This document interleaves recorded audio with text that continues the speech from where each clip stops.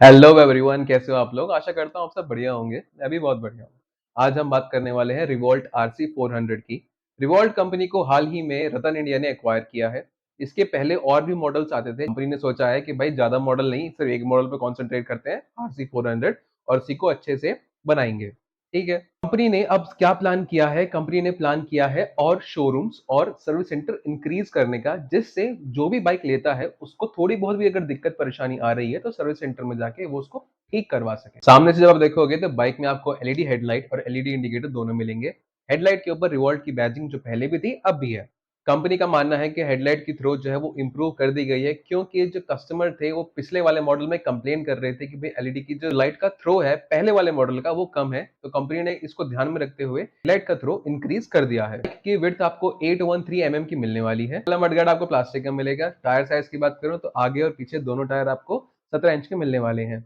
वहीं पे अगर मैं डिस्क ब्रेक की बात करूं तो आगे और पीछे आपको 240 mm की डिस्क ब्रेक मिलने वाली है। एलॉयज आपको सभी वेरिएंट में मिलने वाले हैं।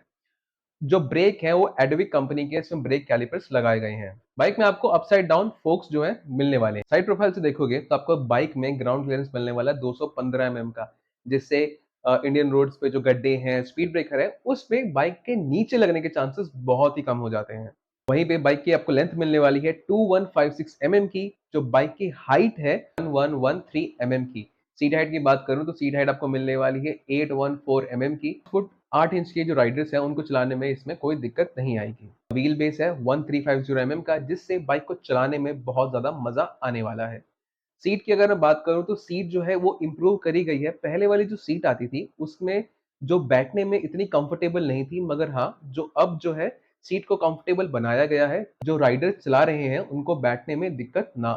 फुट रेस्ट की बात करूं तो इसमें आपको दो मोड मिलते हैं, एक कंफर्ट और एक स्पोर्ट वाला। जो कंफर्ट के अंदर अपने फुट रेस्ट को आप पीछे कर सकते हो, स्पोर्ट वाले मोड में अपने जो फुट रेस्ट है उनको आप आगे कर सकते हैं। जहां पर बैटरी लगती है उसके अंदर कंप्लेंट आ रही थी कि भाई वो बहुत वाइब्रेट करती है, बहुत उसमें आवाज आती है।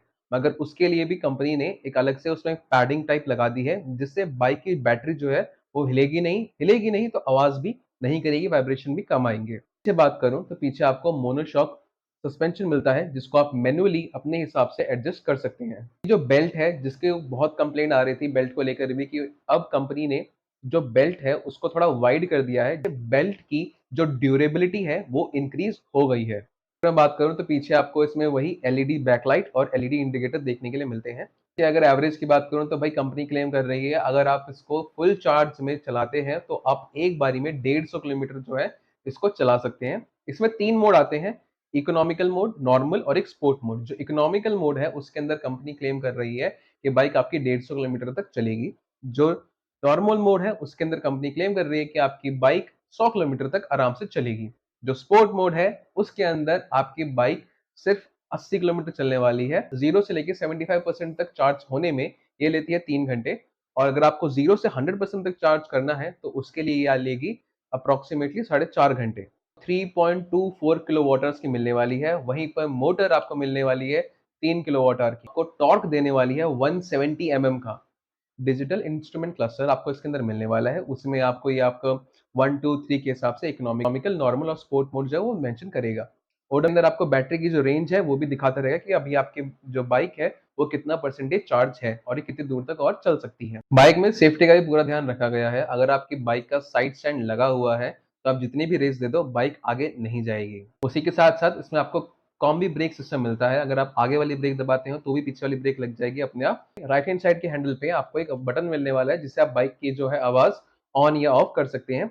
रिमोट आपको उसके दो मिलने वाले हैं। रिमोट के अंदर आपको चार ऑप्शन मिलने वाले हैं, लॉक, अनलॉक और फाइंड माई रिवोल्ट और स्टार्ट करने का बाइक। वहीं पे मैं इसकी एप्लीकेशन की बात करूं, एप्लीकेशन में मेन 7 फीचर्स जो है वो ऐड किए गए हैं। जो पहला फीचर है वो है जियो फेंसिंग का। जियो फेंसिंग से क्या होता है, अगर आपने कोई बाउंड्री सेलेक्ट कर रखी है कि अगर आपकी बाइक जो है उस एरिया से बाहर जाती है तो आपको नोटिफिकेशन आ जाएगा। सेकंड, कस्टमाइज साउंड, जो मैंने आपको पहले भी बताया था। इसके अंदर आपको चार आवाजें मिलती हैं। आप अपनी इच्छा के हिसाब से चार में से कोई भी आवाज जो है इसको सिलेक्ट कर सकते हैं। तीसरा, SOS delivery, just in case अगर आपकी बैटरी जो है वो खत्म होने वाली है और आपको इमरजेंसी में बैटरी स्विच करनी भी, आपको इसमें एक फीचर दिया गया है। इसके बारे में बात कर रहे थे, जो मेन है वो है स्वाइप टू स्टार्ट। अगर आपके पास रिमोट नहीं है, अगर आपके पास एप्लीकेशन है तो एप्लीकेशन से जैसे आप उसको स्वाइप टू स्टार्ट करेंगे तो बाइक आपकी स्टार्ट हो जाएगी। राइडिंग हिस्ट्री, बाइक को आप जिस तरह से चला रहे हैं उसकी इन्फॉर्मेशन आपको एप्लीकेशन में मिल जाएगी। अगला पॉइंट, रिवॉल्ट स्विच। अगर आपकी बैटरी जो है वो खत्म हो गई है और आपको बैटरी एक्सचेंज करनी है, बैटरी चेंज करनी है दूसरी बैटरी से, तो उसके अंदर आपको एक रिवॉल्ट स्विच दिया हुआ है जिससे आप नियर बाय लोकेशन पे जाके अपनी बाइक की बैटरी जो है चेंज कर सकते हैं या स्विच कर सकते हैं। बाइक की वारंटी की बात करूं तो पहले आपको मिलती थी 8 साल की वारंटी, अब कंपनी ने कर दिया 5 साल की वारंटी और 75,000 किलोमीटर जो भी पहले हो। बात करूं तो चार्जर की वारंटी मिलने वाली है आपको 2 साल की। डिफ़ॉल्ट आ रही है 1,79,000 की, ये फरीदाबाद की मैं प्राइस की बात कर रहा हूँ ऑन रोड। अब ये आपके ऊपर है, जिस आप स्टेट में रह रहे हैं वहाँ पर आपको कितनी सब्सिडी मिल रही है या नहीं मिल रही है, उसके हिसाब से थोड़े बहुत प्राइस में डिफरेंस हो सकता है। अब क्वेश्चन आता है, क्या आपको रिवॉल्ट RC 400 लेनी चाहिए या नहीं लेनी चाहिए? मुझे लगता है कि रतन इंडिया ने जब से कंपनी को एक्वायर किया है तो कंपनी के बहुत सारे प्लान्स हैं, बाइक की जो रेपुटेशन खराब हो रखी है उस रेपुटेशन को बढ़िया करने के लिए, जिससे बाइक की जो है वैल्यू ज़्यादा हो। हाँ, थोड़े बहुत प्राइस जो है 20 से 25,000 मैं बोल सकता हूँ कि उसके आसपास प्राइस जो है वो इंक्रीज़ हुए हैं पहले वाले मॉडल से। मगर कुछ-कुछ चेंजेज़ जो हैं कंपनी ने करे हैं जिससे बाइक की जो इम्प्रूवमेंट है वो हो सके, बाइक की जो सर्विस है वो इम्प्रूव हो सके। करूँगा कि बाइक लेने से पहले एक बार शोरूम ज़रूर जाएँ और वहाँ पे एक बार टेस्ट ड्राइव करके देखें कि क्या आपको जो बाइक है वो अच्छी लग रही है, क्या आपको उसको चलाने में मज़ा आ रहा है? अगर आपको उसको चलाने में मज़ा आ रहा है, तो आप बाइक ज़रूर लें। क्योंकि कंपनी ने बहुत कुछ प्लान किया है बाइक को इम्प्रूव करने के लिए। इसी के साथ मैं आपसे लेता हूँ अलविदा, जल्द ही मिलूँगा किसी नई बाइक या नई गाड़ी की इन्फॉर्मेशन के साथ। Till then take